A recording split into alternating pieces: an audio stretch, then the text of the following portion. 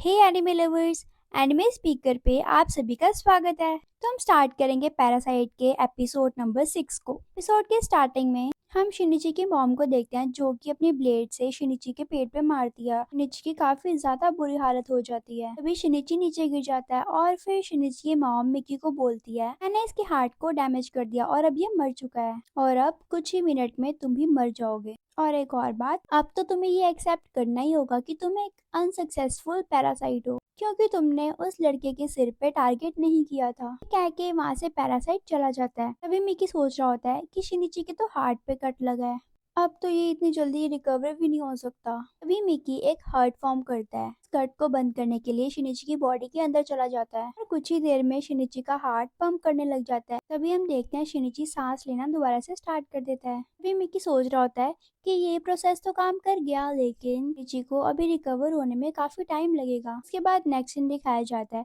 जहाँ पे हम देखते हैं मुनारो और मुको बात कर रहे होते हैं कि शिनिची आज फिर से एब्सेंट है। अब तो स्कूल वालों ने उसके पेरेंट्स को भी कांटेक्ट करना स्टार्ट कर दिया है। मुनारो और मोको शिनिची को लेके काफी ज्यादा वरिड हो जाते हैं, इसीलिए वो स्कूल खत्म होने के बाद उसके घर जाने का डिसाइड करते हैं। उसके बाद हमें शिनिची को दिखाया जाता है जो कि अभी भी फ्लोर पे पड़ा होता है और मिकी किचन में जाके शुगर और पानी से ग्लूकोज बनाता है। शिनिची की बॉडी पे ग्लूकोज का सप्लाई करता है ताकि शिनिची जल्दी से रिकवर हो जाए। तभी हम देखते हैं घर का फोन बजता है। इसकी वजह से शिनिची की आँख खुल जाती है।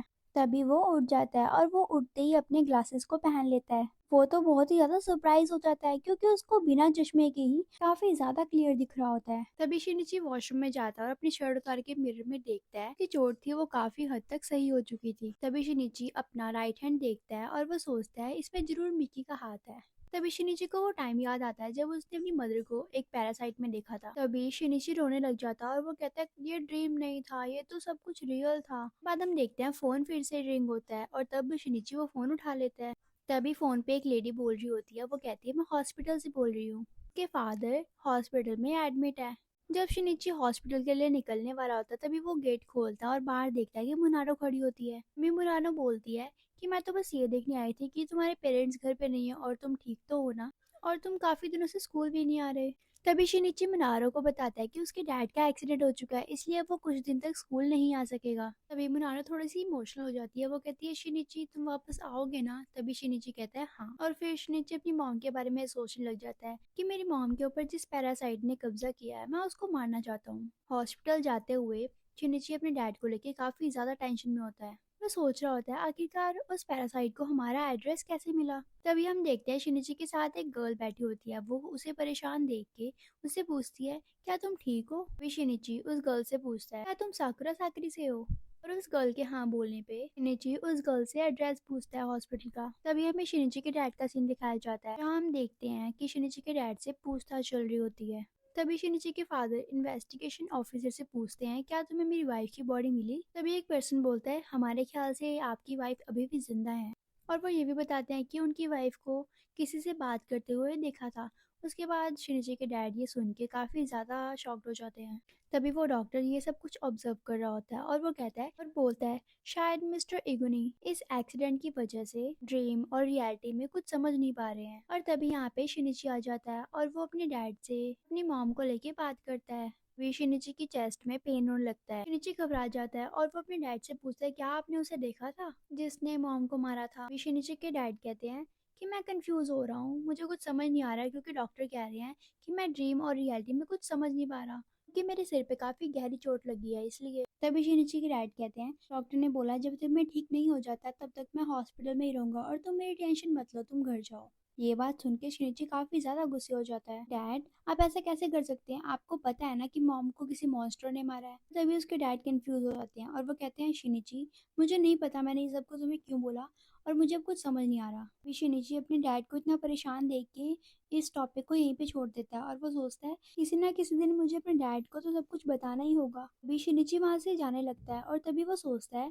कि मैं तो अभी हॉस्पिटल में हूँ और मिकी तो अभी सोया हुआ है, ये तो परफेक्ट टाइम है मिकी को मुझसे अलग करने का। लेकिन शिनिची प्लान ड्रॉप कर देता है। वो सोचता है कि मुझे तो अभी मिक्की की पावर की काफी जरूरत है अपनी एनिमेज को ढूंढ के उनको एलिमिनेट करने के लिए, तो मुझे मिक्की पे ट्रस्ट करना ही होगा। अभी शिनिची उस गर्ल को देखता है जिससे उसने हॉस्पिटल का एड्रेस पूछा था। शिनिची अपने मन में अपने डैड, मॉम और उस पैरासाइट के बारे में सोच रहा होता है। शिनिची सोच रहा होता है कि मुझे अपने डैड को अब सेफ रखना चाहिए और अब मुझे उस पैरासाइट से अपनी मॉम का बदला लेना ही होगा। अभी हम देखते हैं शिनिची ऊपर होता है और वो उस गर्ल के पैरों की आवाज क्लियरली सुन लेता है। तभी वो गर्ल शिनिची को डिनर के लिए पूछने आई होती है। तभी शिनिची सोचता है मुझे उसके पैरों की आवाज इतनी क्लियरली कैसे सुनाई देगी, क्या वॉल्स इतनी पतली हैं या मेरे सुनने की एबिलिटी इतनी अच्छी है। तभी रात को मिकी बोलता है कि पहले मैंने सोचा था कि ये बात मुझे अपने तक ही रखनी चाहिए, लेकिन मैं अब सोच रहा हूँ कि इस बात को मुझे तुमसे शेयर करना ही पड़ेगा। तभी मिकी शिनिची से बोलता है कि तुम्हारी फीलिंग्स अपनी फैमिली को लेके बहुत ज्यादा स्ट्रांग है, लेकिन मेरे लिए तुम्हारे मन में कुछ खास फीलिंग्स नहीं है। भले ही हम फ्रेंड्स बनने का एक्ट करते रहे, लेकिन रियलिटी में तो हम दोनों एक एनिमे हैं जो कि बहुत ही अजीब सी सिचुएशन में फंस चुके हैं। तभी शिनिची कहता है तुम्हारे कहने का क्या मतलब है। तभी मिकी कहता है जब मैं तुम्हारा हार्ट रिपेयर कर रहा था तुम्हारे साथ साथ मुझ में भी चेंजेस आए हैं। अब मैंने एक ऐसी वीकनेस को अडॉप्ट कर लिया है जो कि कोई और पैरासाइट नहीं कर सकता, और मैं तो 4 घंटे के लिए सो जाता हूँ। तो फिर शिनिची कहता है बस इतनी सी बात, तुम तो रोज ही सो जाते हो। तभी मिकी बोलता है ये स्लीप थोड़ी डिफरेंट है, मैं छोटी छोटी डिस्टर्बेंस से उठ जाता था, लेकिन अब इन चेंजेस के कारण कुछ भी डिटेक्ट नहीं कर पाता। इसका मतलब अगर उन 4 घंटों में कोई भी पैरासाइट हमें अटैक करेगा तो हम दोनों का एंड होगा। तभी शिनिची बोलता है कि तुमने ये सब कुछ बताने में मुझे इतना टाइम क्यों लगा दिया। तभी मिकी बोलता है जब से तुम्हारी मॉम को पैरासाइट ने मार दिया और उस पर कब्जा कर लिया, तुम्हारे मन में मेरे लिए बुरी फीलिंग पैदा हो गई, और अपने एनिमे को बुरी चीज बताना सही नहीं है, इसीलिए मैं चुप था। अगर मैं इस प्रॉब्लम के बारे में तुम्हें नहीं बताता तो फिर ये प्रॉब्लम और ज्यादा बढ़ जाती। तभी शिनिची मिकी को बोलता है मैं तुम्हें कोई एनीमे नहीं मानता मिकी, क्योंकि तुमने मेरी जान बचाई है। तभी रिप्लाई में मिकी बोलता है ये पूरी तरीके से एक्यूरेट नहीं है कि उस टाइम पे मेरी खुद की जान भी दाव पे लगी हुई थी। तभी हमें नेक्स्ट सीन दिखाया जाता है जहाँ पे शिनिची अपने डैड को विजिट करने के लिए जाता है और वो आके बाहर बैठ जाता है। वह सोच रहा होता है जब तक मिकी सो रहा है तब तक मुझे सारी चीजें ऑब्जर्व करनी पड़ेंगी, कि हो सकता है इस टाइम मिकी सो रहा हो, क्या पता मुझे उस टाइम लड़ना पड़ सकता है। तभी हम उसी लड़की को देखते हैं जिसने शिनिची को हॉस्पिटल का एड्रेस बताया था। उसका नाम माकीको होता है और वो वहाँ पे पहुंच जाती है और फिर वो माकीको उसके फादर के बारे में पूछती है और वो उसको देख के ब्रश भी करती है। वो पूछती है शिनिची क्या तुम्हारी कोई गर्लफ्रेंड है। तभी मिकी उठ जाता है।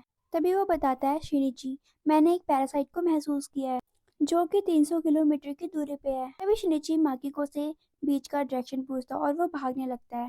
तभी माकीको भी शिनिची के पीछे भागने लग जाती है, क्योंकि शिनिची जिस साइड जा रहा होता है, क्योंकि जहाँ वो बीच पे जा रहा होता है वो एक्चुअली बीच नहीं, वो बीच की वॉल होती है। तभी वो सोचती है शिनिची की तो भागने की स्पीड कुछ ज्यादा ही तेज है। तभी मिकी शिनिची से पूछता है क्या हमें बीच वाले पैरासाइट को मारना जरूरी है। शिनिची बोलता है हाँ बिल्कुल, को भी पहुंच जाती है।